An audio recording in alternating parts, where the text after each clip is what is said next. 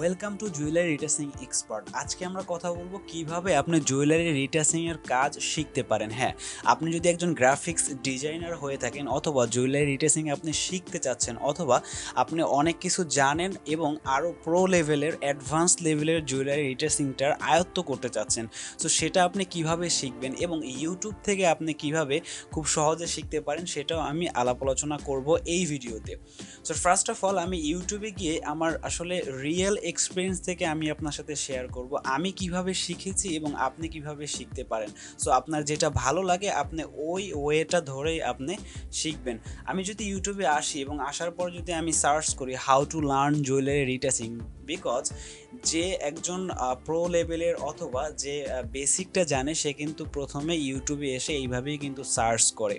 So ইউটিউবে আপনি এইভাবে সার্চ করে আসলে জিনিসটা এক্স্যাক্ট আপনি ভিডিওগুলো পাবেন কিনা এবং শিখতে পারবেন কিনা সেটাই আমি একটু দেখার চেষ্টা করতেছি।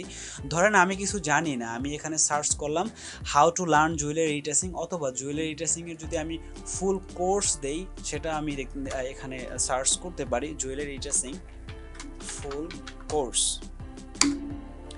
আমি যদি এখানে সার্চ করি তাহলে দেখেন এখানে যে জিনিসটা হয়েছে সেটা হলো যারা প্রো লেভেলের আছে, যেমন জুয়েলারি প্রো আছে, আরও কয়েকটা সাইট আছে এবং আমার যে চ্যানেলটা আছে এটাতেও আছে। আমরা মূলত কি করি, যারা আমরা জুয়েলারি অলরেডি জানি আমরা এক একটা প্রজেক্ট মেক করি 15 থেকে 20 মিনিটের। ওই প্রজেক্টের ভিতরে জাস্ট আমরা পুরো জিনিসটা দেখাই, দেখানোর পরে জাস্ট আমরা আপলোড করে দিই।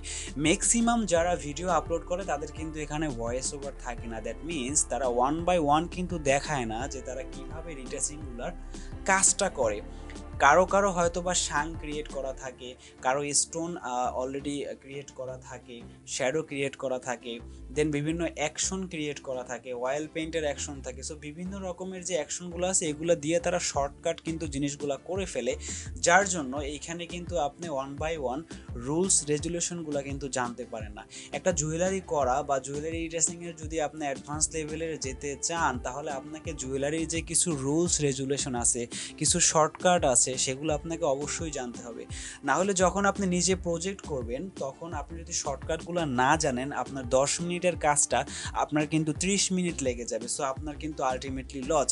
এবং ইউটিউবের যে ভিডিওগুলো আছে সেগুলো যদি দেখেন আপনারা প্রত্যেকটা কিন্তু প্রজেক্ট আকারে কিন্তু দেওয়া আছে। যতগুলো ভিডিও দেখেন সবগুলোতে কোনো রকমের ভয়েস নাই এবং প্রথম থেকে তারা রুলস রেজুলেশন নিয়ে কথা না বলে সবাই কিন্তু প্রজেক্ট বানিয়ে বানিয়ে আপলোড দেয়। ইভেন আমার যে চ্যানেল আমিও কিন্তু ওইভাবে প্রজেক্টগুলো বানিয়ে বানিয়ে আপলোড দিচ্ছি, কিন্তু আমি কিন্তু ওইভাবে শাংটা কীভাবে ক্রিয়েট করে, শেওরা কীভাবে ক্রিয়েট করে, গোল্ড রোজ, ইয়েলো রোজ, সিলভার, তারপরে চেইনটা কীভাবে আপনি কাটবেন, এক সাইড কেটে আপনি অন্য সাইডে কীভাবে লাগাবেন, এই বিস্তারিত কথা কিন্তু আমি বলি না। সো জুয়েলারির রুলস রেজুলেশনের কথা যদি একটু বলি তাহলে আমি একটু ড্রাইভে গিয়ে আপনাকে একটু দেখাই। সো দেখেন জুয়েলারির রুলস আমি কয়েকটা এক্সাম্পল দিয়ে আপনাকে আমি বুঝাই তাহলে আপনি ক্লিয়ারলি বুঝতে পারবেন। যেখানে পাতের যে একটা ব্যাপার আছে, আমি যদি একটু পাতটা দেখাই, আমরা যারা গ্রাফিক্স ডিজাইনার আছি নর্মালি কিন্তু আমরা এক রকমের পাত করলেই হয়, কিন্তু জুয়েলারি রিটাচিংয়ের পাতটা কিন্তু অবশ্যই আপনাকে বেটার লাগবে এবং শেপ দেওয়া লাগবে। যেমন এই ইমেজটা দেখেন, এই ইমেজটা একটা স্টুডেন্ট কাজ করেছে, বাট এটার যে শেপ এটা কিন্তু জুয়েলারির শেপ না। জুয়েলারির শেপ হবে এইভাবে, একটা স্মুথ একটা শেপ নিয়ে আসতে হবে। আচ্ছা, এটা আমি ক্লোজ দিয়ে আমি এটাও একটু নামিয়ে আপনাকে দেখাই। এখানের শেপটা দেখেন এবং এখানের শেপটা দেখেন, অবশ্যই জুয়েলারির একটা সুন্দর একটা শেপ হবে। সো এটাকেই বলে রুলস। এবং আরও যদি আমি আপনাকে দেখাই তাহলে জুয়েলারির যে পাতের ক্ষেত্রে স্টোনের যে পাতের ব্যাপারটা আছে, যেমন এইটা আর এইটা আমি দুইটা যদি আপনাকে নামিয়ে দেখাই, মানে আমি কয়েকটা রুলস আপনার সাথে শেয়ার করতেছি। ধরেন এটা সিলভার আছে অ্যান্ড এই স্টোন আছে ভিতরে, কিন্তু হ্যাঁ আমি কি করছি, আমি জাস্ট এই কালারফুলটাকে পাত করেছি অ্যান্ড বাকিটা আমি সিলভারের ভিতরে দিয়ে দিয়েছি। কারণ আমরা যখন রিকালার করব সিলভারের তখন স্যাচুরেশন মাইনাস হবে, তখন কি এটাও মাইনাস হবে এটাও মাইনাস হবে। দ্যাট মিনস আমার এই স্টোনটা এখানে ভিতরে যে ছোট ছোট স্টোনগুলো আছে চাইরো সাইডে সাদা স্টোন আপনারা দেখতে পাচ্ছেন, এগুলো কিন্তু আমার এক্সট্রা পাত করা লাগবে না। বাট এটা যদি গোল্ড কালার হতো তাহলে কিন্তু আমার এটা পাত করা লাগতো। যেমন এই ইমেজটা যদি আমরা দেখি, এখানে কিন্তু আমরা সবগুলোকে পাত করেছি। দেখেন এখানে সাদা স্টোন আর এখানে সাদা স্টোন সেম, বাট আমরা কিন্তু এটা পাত করেছি বিকজ এটা কিন্তু গোল্ড কালারের, রাইট? সো আমরা গোল্ডের ক্ষেত্রে যত ধরনের স্টোন আছে সবগুলো কিন্তু আমরা আলাদা করব, কারণ আমরা যদি এখানে স্যাচুরেশন মাইনাস দিই এই গোল্ডের উপরে তাহলে কিন্তু এটা হোয়াইট হয়ে যাবে, গোল্ডটা কিন্তু আর থাকলো না। সো এটা হলো অ্যাকচুয়ালি রুলসের ব্যাপারটা। এবং আরও যদি আমি বলি, এখানে আমার আরও কিছু প্রজেক্ট আছে, যেমন এই ইমেজটা আমি একটু যদি আপনাকে নামিয়ে দেখাই। এটার অরিজিনাল ইমেজটা হলো আপনার রোজ গোল্ড। সো এটা আপনাকে বুঝতে হবে যে কোনটা আসলে রোজ গোল্ড, কোনটা হলো ইয়েলো গোল্ড। অ্যান্ড এই প্রজেক্টটা এটা কিন্তু ইয়েলো গোল্ড, এটা কিন্তু রোজ গোল্ড না। সো এটা কিন্তু তারা এইভাবে অন অফ করে আপনাকে কিন্তু ঠিকমতো বুঝিয়ে ওইভাবে কিন্তু প্রজেক্টে বলে না। নট অনলি দ্যাট, আপনি যদি এখানে আসেন, আমি একটা চেইন যদি জুয়েলারি নামাই, আমরা চেইনে এবং বিভিন্ন রিংয়ে আপনারা দেখবেন আমার ভিডিওতে বা বিভিন্ন যে ভাই ব্রাদারের ভিডিওগুলো আছে ইউটিউবে, ওখানে দেখবেন তারা অয়েল পেন ইউজ করে।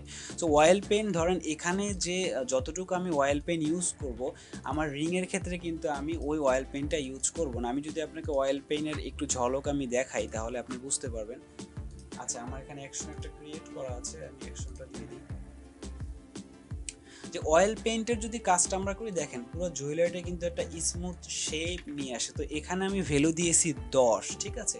সো এই 10 যদি আমি এই চেইনের ক্ষেত্রে দেই তাহলে দেখেন, আমি একটু ম্যানুয়ালি দেখাই আপনাকে, স্টাইলাইজে গিয়ে অয়েল পেইন্ট দিয়ে আমি এখানে 10 দিলাম, তাহলে দেখেন পুরো চেইনটা কিন্তু নষ্ট হয়ে গেছে। সো আমি এখানে 10 দিব না, আমি এখানে 2 দিলে আমার কিন্তু কোয়ালিটিটা বেটার আসবে। আমি আন্ডো দিয়ে আমি এখানে আবার স্টাইলাইজে গিয়ে, এগুলো আসলে মূলত আমি কেন দেখাচ্ছি সেটা আমি আপনাকে একটু পরে বলছি।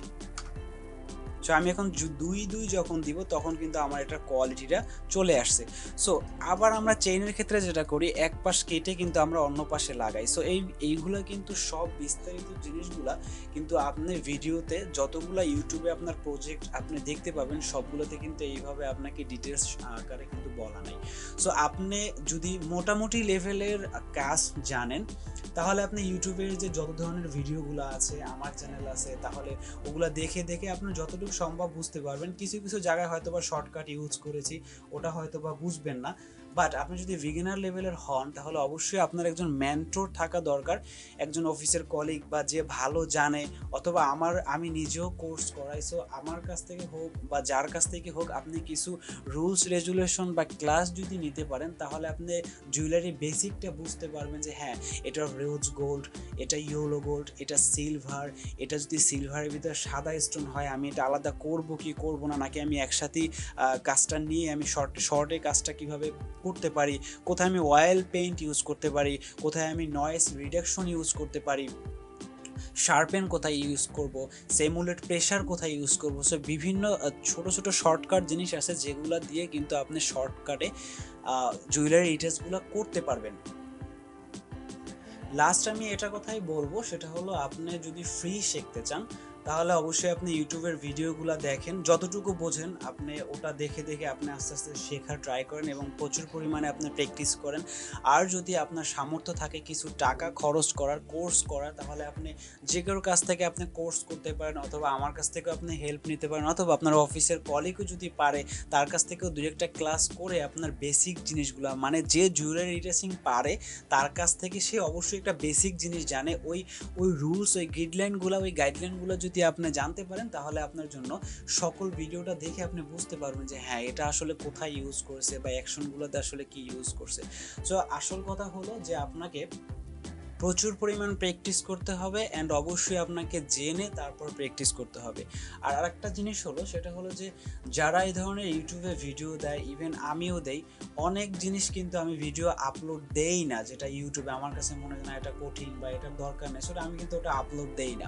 বাট যখন আপনি ক্লাস করবেন বা কোর্স করবেন বা কারোর কাছ থেকে শিখবেন, সে কিন্তু ভিতরে যতগুলো জিনিস আছে, যে রুলস রেজুলেশনগুলো আছে, ওগুলো কিন্তু আপনাকে শিখিয়ে দিবে।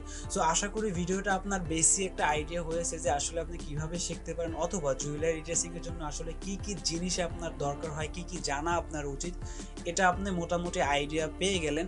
তারপর যদি আপনার কোনো ধরনের হেল্প লাগে অবশ্যই আমাকে আপনি নক দিতে পারেন, সমস্যা নাই, I will help you, no problem. ততক্ষণ ভালো থাকুন, থ্যাংক ইউ সো মাচ।